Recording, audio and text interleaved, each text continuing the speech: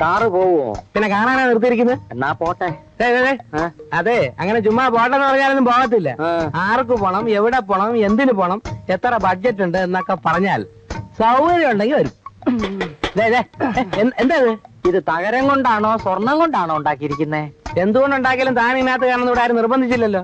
ഈ ചക്കടാ വണ്ടിയുടെ വളയം പിടിച്ചപ്പോ നിനക്കൊക്കെ ഈ പോസ് എടുത്തോണ്ട് പോണ സഞ്ചി നോക്കിയിട്ടൊന്നും നടക്കുന്നത്. നിങ്ങൾക്ക് ഇതിലും ഭേദം വല്ല കല്ല് കുത്താൻ പാപ്പല്ലേ? കാശ് കൊടുത്ത് കടിക്കുന്ന പട്ടി വാങ്ങിക്കുന്ന പോലെയാണല്ലോ നിങ്ങൾക്ക് ശമ്പളം തരുന്നത്. മന്ത്രി സംബന്ധിച്ച ചടങ്ങിൽ മന്ത്രിയുടെ ഫോട്ടോ ഇല്ല. കുറെ തലയും മുലയും കാണിച്ചിരിക്കുന്ന പെമ്പിള്ളേരുടെ ഫോട്ടോ എടുക്കാനാണോ പത്രം കാശ് കൊടുക്കുന്നത്? സാറ് കുറച്ചുകൂടെ സഭ്യമായ രീതിയിൽ സംസാരിച്ച കൊള്ളായിരുന്നു. നിങ്ങളോട് ഇതിനേക്കാൾ കൂടുതൽ സഭ്യമായി സംസാരിക്കാൻ എനിക്ക് സാധിക്കില്ല. ഇന്ത്യ ഒട്ടുക്കും മിഡിൽ ഈസ്റ്റിലും സർക്കുലേഷനുള്ള ഒരു പത്രത്തിന്റെയും മാസികയുടെയും കറസ്പോണ്ടൻസ് കം പിന്നെ ഫോട്ടോഗ്രാഫേഴ്സ് ആണ് പോലും. കുറച്ച് കോമൺ സെൻസ് ഉപയോഗിച്ചൂടെ? ഒരു കാര്യം ഞാൻ പറഞ്ഞേക്കാം, ഇങ്ങനെയാണ് പോക്കെങ്കിൽ ഞാൻ നിങ്ങളെ ബോംബെക്കോ കൽക്കട്ടയ്ക്കോ ട്രാൻസ്ഫർ ചെയ്യും. അവിടെ ചെന്നാൽ ഞങ്ങൾ നല്ല ഫോട്ടോ എടുക്കുമെന്നാണോ? യാതൊരു പ്രതീക്ഷയില്ല, പക്ഷെ എന്റെ കടമ കാണിക്കുന്നു, അത്രേ ഉള്ളൂ. നിങ്ങളാണ് ഈ എഡീഷൻ നാണക്കേട് വരുത്തി വെച്ചത്. അടുത്ത മാസം നടക്കുന്ന നാഷണൽ ഫോട്ടോഗ്രാഫി മത്സരത്തിൽ ആരെങ്കിലും ഒരാൾ അവാർഡ് വാങ്ങിയില്ലെങ്കിൽ രണ്ടിനെയും ഞാൻ ടെർമിനേറ്റ് ചെയ്യും. പറഞ്ഞില്ല എന്ന് വേണ്ട. ഹലോ, ചേട്ടൻ ചൂടാവാതെ. ഞാനൊരു ഐഡിയ പറയാം. പത്രം ജനശ്രദ്ധ പിടിച്ചു പറ്റണം. കൊലക്കേസിനായി നമ്മൾ മാറ്റിവെച്ചിരിക്കുന്ന സ്പേസിൽ നിറയ്ക്കാൻ ഒരു വാർത്ത വേണം, അല്ലേ? ഇല്ലാത്ത ഒരാളിന്റെ പേരിൽ ഒരു കഥയുണ്ടാക്കി കാത്തണം ചേട്ടാ. എപ്പോ എവിടെ വെച്ച് സംഭവം നടന്നു എന്ന് പോലീസ് മറ്റേ ചോദിച്ചാൽ എന്തോ ചെയ്യും? അജ്ഞാതന്റെ ടെലിഫോൺ വഴി വാർത്ത കിട്ടുകയാണെന്ന് പറയണം. പ്രശ്നം വല്ലതും ഉണ്ടായാൽ രണ്ടെണ്ണത്തിനെ ഞാൻ കുരുതി കൊടുക്കും, പറഞ്ഞേക്കാം. എന്തോന്ന് ചേട്ടാ, ചേട്ടനെ പോലെ ഭീരുക്കളാണ് ഞങ്ങളെന്ന് വിചാരിച്ച. എന്നാ ഒരു സംഭവം അങ്ങോട്ട് കെട്ടി ചമച്ചാട്ടെ. നീ ചമയ്ക്കണ ഞാൻ ചമയ്ക്കണ? നീ ഒന്ന് തുടക്കം വിട്, ബാക്കി ഞാൻ ചമച്ചോളാം. എഴുതണം.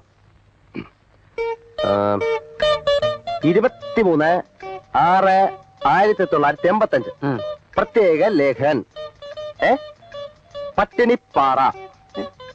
ഇവിടെ ഈ പട്ടിണിപ്പാറ പട്ടിണി ഈ ചമയ്ക്കുന്നിന്റെ ഇങ്ങനെ ഞാൻ എന്ത് ചെയ്യുന്നത്?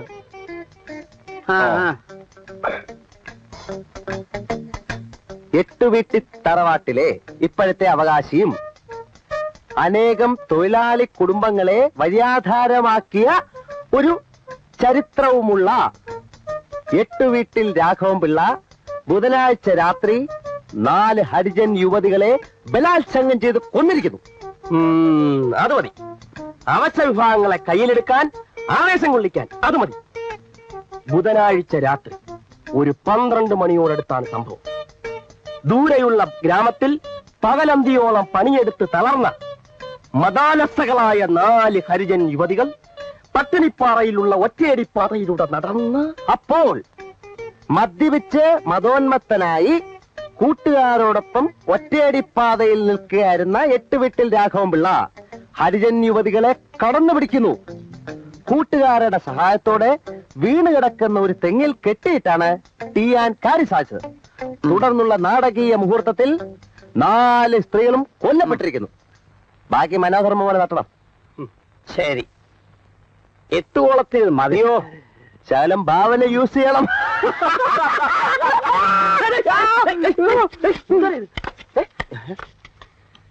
എന്തറിയോ പോയില്ലയോ?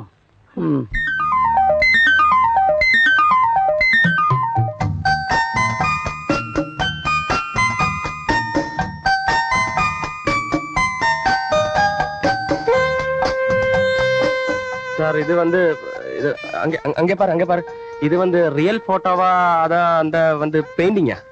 ഫോട്ടോ തന്നെ. ഇതൊക്കെ എങ്ങനെ എടുക്കുന്ന ആശാനെ? ഇങ്ങനെയൊക്കെ ഫോട്ടോ എടുക്കാൻ പറ്റൂ? സാറിന് ഇപ്പൊ എന്താ വേണ്ടത്? ഇതിന്റെ ഒരു 5-6 കോപ്പി വിലക്ക് കിട്ടൂ. തരാലോ. ഇതിന്റെ ഒരു 5 കോപ്പി വേണം. അർജന്റാ, ഞാൻ വൈകുന്നേരം വരാം. ആ സ്ഥലത്ത് വെയിലടിച്ചാലെങ്കിലും ഒന്ന് എണ്ണീറ്റൂടെ? സർക്കാർ ഓഫീസിലല്ലേ ജോലി? ഒന്നാമത് കയ്യാലപ്പുറത്ത് തേങ്ങ പോലെ പണിയിരിക്കുന്നത്. ഒരു ചെറിയ കാരണം കിട്ടിയാൽ മതി, കളവൻ ചവിട്ടി പുറത്താക്കും. ഉപദ്രവിക്കാതെ പോടെ, ഒന്നും ഉറങ്ങാനും സമ്മതിക്കൂല. നിനക്ക് തോന്നുമ്പോ എണീറ്റ് വായും പൊളിച്ചങ്ങ് വാ, ഉരുട്ടി വെച്ചേക്കാം. ശരി, എന്നാ സൗകര്യം പോലെ ഉറങ്ങിക്കോ.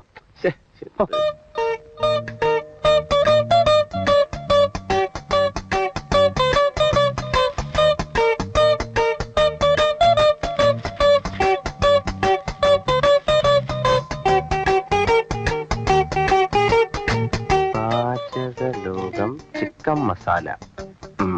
ആകാശവാണി മദ്രാശി. കലാരംഗം. ഇന്നത്തെ കലാരംഗത്തിൽ ആദ്യം പാചക ലോകമാണ്. കോഴിക്കറികൾ എങ്ങനെ ഉണ്ടാക്കാം എന്നതാണ് വിഷയം. ആദ്യമായി ചിക്കൻ മസാല. കോഴിയെ നന്നായി കഴുകി വൃത്തിയാക്കുക.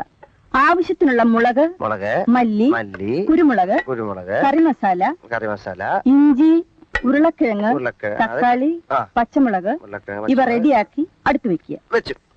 മുളക്, മല്ലി, കറിമസാല, വെളുത്തുള്ളി ഇവ നന്നായി അരച്ചെടുക്കേണ്ടവയാണ്. ഉപ്പിനെ കുറിച്ച് ഞാനിവിടെ പറയുന്നില്ല, പക്ഷെ അത് ഇടേണ്ടപ്പോൾ കറിയിലിടാൻ മറക്കരുത്. ഇനി കോഴിയെ കയ്യിലെടുക്കുക.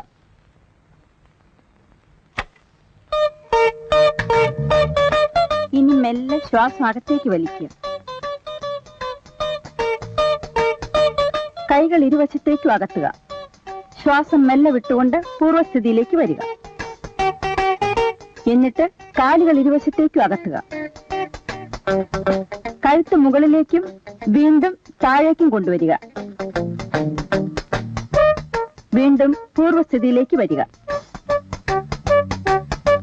കാലുകൾ രണ്ടും തറയിൽ ഉറപ്പിച്ച് നിവർന്നു നിൽക്കുക. കൈകൾ മുന്നിലേക്കും പിന്നിലേക്കും കറക്കുക. അതുപോലെ തലയും കഴുത്ത് ലൂസാക്കി കറക്കുക.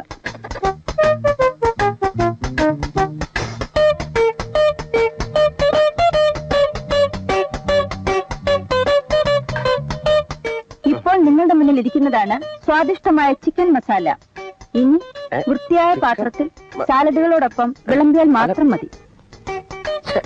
ഇന്നത്തെ പാചകലോകം ഇതോടെ അവസാനിക്കുന്നു.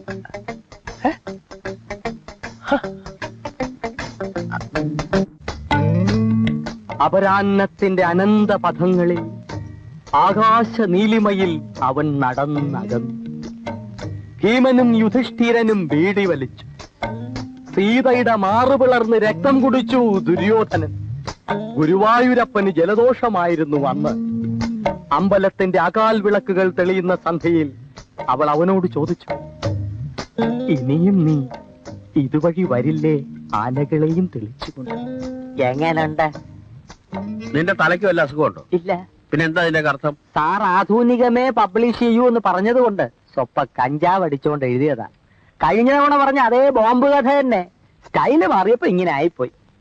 എടാ മരമണ്ടം കഴുതേ, നിനക്ക് പറ്റിയ പണി എന്താണെന്ന് ഞാൻ പറയാം. ഇതല്ലേ എനിക്കറിയാം, പക്ഷെ അവന്മാർക്ക് ഇപ്പൊ യൂണിയൻ ഉണ്ട്. അതുകൊണ്ട് അതേ സ്റ്റാറ്റസ് ഉള്ള വേറൊരു പണി ഞാൻ നോക്കി.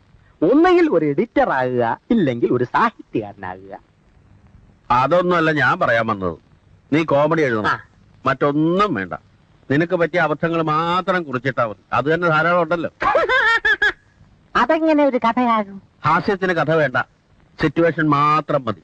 ഫോർ എക്സാമ്പിൾ, ഞാൻ ഇല്ലാത്തൊരു ന്യൂസ് ഒരു ചുറ്റുപാടിൽ ഇല്ലാത്തൊരാളെ കുറിച്ച് പ്രസിദ്ധീകരിച്ചു എന്ന് വിചാരിക്കാം. അയാൾ ശരിക്കും ഉണ്ടായി. അയ്യോ, അതെങ്ങനെ? അങ്ങനെ സംഭവിച്ചു എന്ന് സങ്കല്പിക്കുക. അയാൾ എന്നോട് എങ്ങനെ പെരുമാറും? അത് പറയാൻ പറ്റില്ല. ആളിന്റെ സ്വഭാവം പോലെ. ആ പെരുമാറ്റമാണ് കോമഡി. നീ ഒന്ന് അയാൾ എന്നോട് എങ്ങനെ പെരുമാറും ഊഹിച്ചു പറ, നിനക്ക് കോമഡി മനസ്സിലാവും. അത് തുണയുണ്ടെങ്കിൽ ഇറങ്ങി വരില്ല. 8 വീട്ടിൽ ലാഭമുള്ള ഏതോടെയാ മായവെന്നപ്പെടുത്തിയത്? നിന്റെ പത്രം ഞാൻ അവസാനിപ്പിക്കൂടാ. എടാ, ഇതിനകത്ത് ചങ്കരപ്പുള്ള ഒരു ചെറ്റ ഇരിപ്പില്ലടാ. ഉണ്ടെങ്കിൽ ഇറങ്ങി വരില്ല. കുത്തും കൊലയും ജയിലും ഒന്നും എനിക്ക് പുത്തരികളാൻ നാറികളെ എല്ലാത്തിനും ഞാൻ ബോംബിട്ട് നശിപ്പിക്കും. ഞാൻ കൊലമരത്തിൽ കയറുവിടാ. ഇറങ്ങി വരണോ അവ ഞാൻ അങ്ങോട്ട് വരണോ? ആരുടെ ഇവിടെ ചാടുന്നത്? ഇപ്പൊ ഒരു കുത്തു കേസ് ജയിലിൽ നിന്ന് ഇറങ്ങിയതേ ഉള്ളൂ. പേര് 8 വീട്ടിൽ രാമപിള്ള.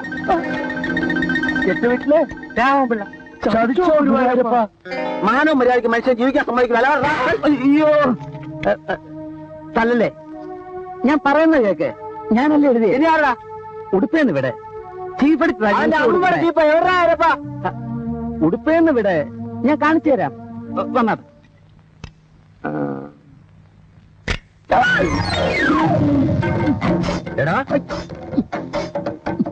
നീയാണോ ചീപ്പ് എടുത്തത്? അയ്യോ, ഞാനല്ല. കസേരയിലിരിക്കുന്ന എം ടി രാമോദരൻ. പന്ന റാസ്കളെ, നീ എന്നെ പറ്റി അനാവശ്യം ഞാനോ നീ നിന്റെ ഒരു പത്രം നിന്നെ ശരിയാക്കുന്നു. മേലിൽ ആരെപ്പറ്റേലും അനാവശ്യമായ ന്യൂസ് എഴുതിയാൽ കൈയും കാലും വേണ്ടി ദൂരെ കഴിഞ്ഞാൽ പറഞ്ഞേക്കാം.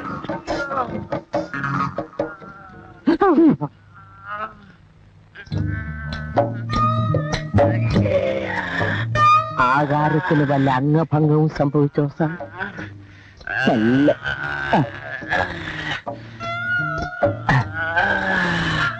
ഇപ്പൊ പിടികിട്ടി എന്താണ് കോമഡി. വിത്തിൻ 2 weeks കഥ റെഡി.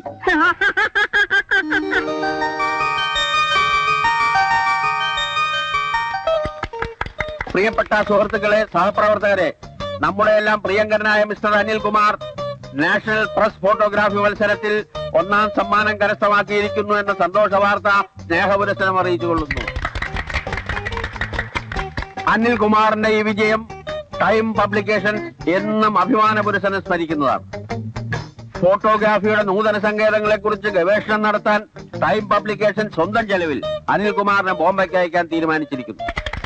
അങ്ങനെ അനിലിനെ ബോംബെക്ക് അയക്കുകയാണെങ്കിൽ എന്നെ അയക്കണം. നീ എന്ത് കോപ്പ് കാണിച്ചിട്ട് നിന്നെ ബോംബെക്ക് അയക്കണം? നിന്നെ പൂത്തർക്കൊക്കെ അയക്കാം. ആ ചോദ്യം ഇവരോട് ചോദിക്കണം. ഏതോ ഫോട്ടോ സ്റ്റുഡിയോന്ന് കാശ് കൊടുത്ത് ഫോട്ടോ വാങ്ങിച്ച് അവാർഡ് വാങ്ങിച്ച ഫോട്ടോഗ്രാഫർ ആവും. എടാ, അസൂയക്കും കഷണ്ടിക്കും പണ്ടേ മരുന്നില്ലെന്ന് വിവരമുള്ളവർ പറഞ്ഞിട്ടുണ്ട്. സ്വന്തം പലയുടെ കുത്തി നാറ്റിക്കണ്ട. നിങ്ങൾ രണ്ടുപേരും കള്ളന്മാരാ. ആ വിവരം നാട്ടുകാരെ അറിയിച്ച് പത്രത്തിന് നാണം കെടുത്തണ്ട. അല്ലെങ്കിൽ പത്രം നാറി. ഇനി ഇവരെ ബാംബെക്ക് കൂടെ അയച്ചാ ആ നാറ്റം ബോംബെ വരെ എത്തും. ഫോട്ടോ കട്ടതോ മോഷ്ടിച്ചതോ എന്നുള്ളത് എനിക്കൊരു പ്രശ്നമേ അല്ല. നാണമില്ലാത്തവന്റെ പ്രശ്നത്തിൽ ഒരു ആല് കളിച്ചാൽ അതും അവനൊരു തണലാണെന്ന് ഷേക്സ്പിയർ പറഞ്ഞിട്ടുണ്ട്. അതുകൊണ്ട് അനിൽകുമാറിന് ബോംബെക്ക് അയക്കാനുള്ള എന്റെ തീരുമാനം പാറ പോലെ ഉറച്ചതാണെന്ന് ഞാൻ എല്ലാവരെയും അറിയിച്ചുകൊള്ളുന്നു. കയ്യടി.